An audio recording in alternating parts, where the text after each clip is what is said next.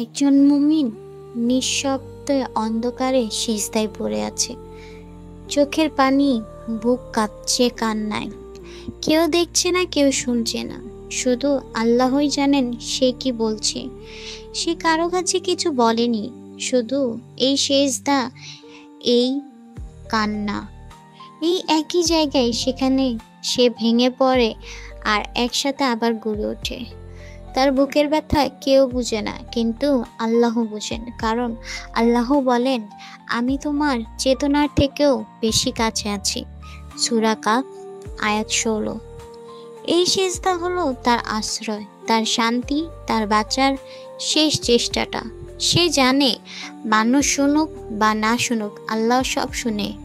এই কান্না কোনো দুর্বলতা নয়, বরং এটা ঈমানের শক্তি। কান্নার সাথে যে বলছে, হে আল্লাহ, আপনি ছাড়া আমার কেউ নেই।